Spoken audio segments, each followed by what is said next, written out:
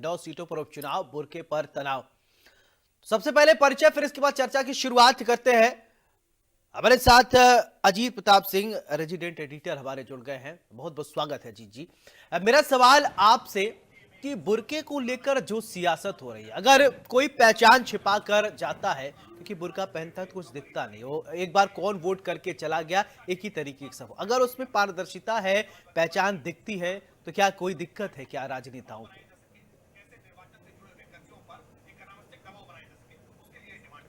देखिए सर, अब बिल्कुल ये जो समाजवादी पार्टी रोना रो रही है और अखिलेश यादव ने ये चिट्ठी लिख दी है कि बुर्के में अगर कोई वोट डालने जाता है तो उस पहचान ना की जाए।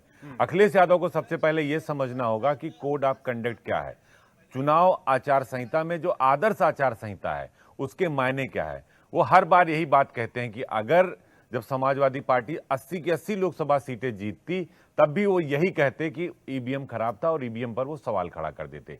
तो इस बात से आप अंदाजा लगाइए कि ये कोई स्टंट है। सिर्फ ये चिट्ठी लिखना कि अगर बुर्के में कोई महिला जाएगी तो उसका चेकिंग नहीं होगा, उसकी पहचान नहीं देखी जाएगी, उसका पहचान पत्र नहीं देखा जाएगा, तो ये बिल्कुल चुनाव आयोग के कोड ऑफ कंडक्ट के खिलाफ है। वो चाहे मुस्लिम हो, चाहे हिंदू हो, चाहे सिख हो, ईसाई हो, सबका पहचान पत्र देखा जाएगा और ये निर्वाचन आयोग का निर्देश है। वो चाहे जो भी हो, चाहे अजीत सिंह जाएंगे, वो चाहे मेराज जाएंगे, वो चाहे जो भी जाएगा, सबका पहचान पत्र देखा जाएगा और उसी आधार पर ये वोट डाला जाएगा। तो इस बात से बिल्कुल सौरभ, आप बिल्कुल इत्तेफाक रखिए कि समाजवादी पार्टी सिर्फ इस चिट्ठी के पीछे सिर्फ उसका एक मकसद है, 9 सीटों में उपचुनाव जो तनाव बरकरार है उसको तनाव बरकरार रखना है और ध्रुवीकरण करना है वोटों का। यम वाइज समीकरण जो है, या जो उनका पीडीए है, पिछड़ा दलित अल्पसंख्यक या मुस्लिम यादव, जो उनका वोट बैंक है, जिसको वो चाहते हैं वो दंगे की आग में झोंक देंगे, वो तुष्टीकरण के नाम पे झोंक देंगे, लेकिन फायदा सिर्फ इटावा सफाई कन्नौज के लोगों को देंगे।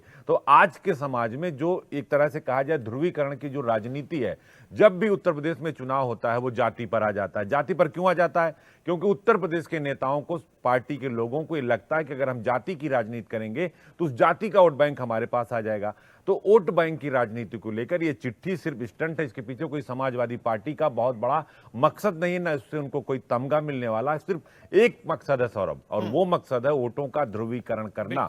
अगर वोटों का ध्रुवीकरण होगा, वोटों का तुष्टीकरण होगा, हिंदू मुस्लिम बंटेगा। देखिए, इस चिट्ठी पर फिर वही बात आ जाती है, योगी आदित्यनाथ का बयान फिर वही आ जाएगा कि एक रहोगे तो नेक रहोगे, एक रहोगे तो सेफ रहोगे, बटोगे तो कटोगे। तो देखिए, आपको बिल्कुल अपनी लाइन क्लियर करनी होगी। उनके बड़े बड़े नेता क्षेत्र में जा रहे हैं, बड़ी बड़ी प्रेस कॉन्फ्रेंस कर रहे हैं, उससे आपको फायदा नहीं होने वाला। उत्तर प्रदेश में अगर आप राजनीति कर रहे हैं, आपको रोजगार पर बात करना होगा, आपको यूथ पर बात करना होगा, आपको महिला पर बात करना होगा, आपको नौजवान पर बात करना होगा, आपको किसान पर बात करना होगा, आपको जवान पर बात करना होगा। और सदन से सड़क तक समाजवादी पार्टी बता दे कि जब से अखिलेश यादव मुख्यमंत्री पद से हटे हैं 2017 के बाद, सड़क पर कितनी बार इन्होंने संग्राम किया, सदन पर, ट्विटर पर, सोशल मीडिया पर। और अगर आप ग्राउंड जीरो पर आएंगे तब आपको पता चलेगा। देखिए, 9 सीटों पर उपचुनाव है, समाजवादी पार्टी ने पूरा दांव परिवारवाद पर लगाया है। भारतीय जनता पार्टी ने अलग अलग जगह पे अलग अलग जाति के लोगों को दिया। मैंने पहले भी बात कही कि अगर उत्तर प्रदेश में चुनाव होगा तो वो जाति पर होगा, वो धर्म पर होगा। इसीलिए वो चिट्ठी लिख रहे हैं कि बुर्के में जाने वाली महिलाओं को उनका बुर्का उठाकर उनका चेहरा ना देखा जाए, उनकी पहचान करने का कोई औचित्य नहीं उठता। वो निर्देश दे रहे हैं। ऐसा लगता है कि निर्वाचन आयोग वही है, मुख्य चुनाव आयुक्त तो वही है, अखिलेश यादव ही मुख्य चुनाव आयुक्त। आपको ये बात सोचना होगा कि अगर चुनाव में कोड ऑफ कंडक्ट लागू है, आदर्श चुनाव आचार संहिता लागू है, तो इस वक्त कोई सरकार नहीं होती, कोई सिस्टम नहीं होता, मालिक होता है चुनाव आयोग। तो आप एक जाति विशेष का लिख देंगे कि उनका पहचान पत्र नहीं देखा जाए, कोई औचित्य नहीं है।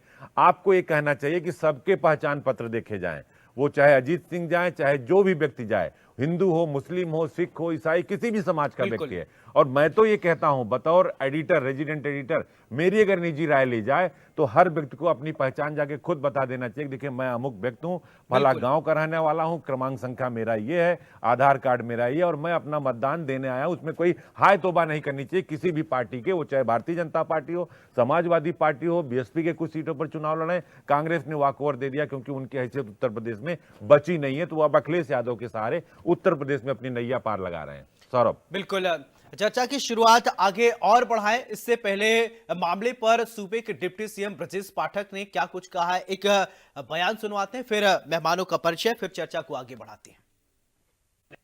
वो पूरी तरह से दिग्भ्रमित है। संवैधानिक संस्थाओं पर इस प्रकार के प्रश्नवाचक चिन्ह लगाना उनका पुराना सगल रहा है। हम सब नियम कानून से चलेंगे, जो निर्वाचन आयोग के नियम है उसी नियमों के तहत मतदान में हम लोग भागीदार हिस्सादार बनेंगे।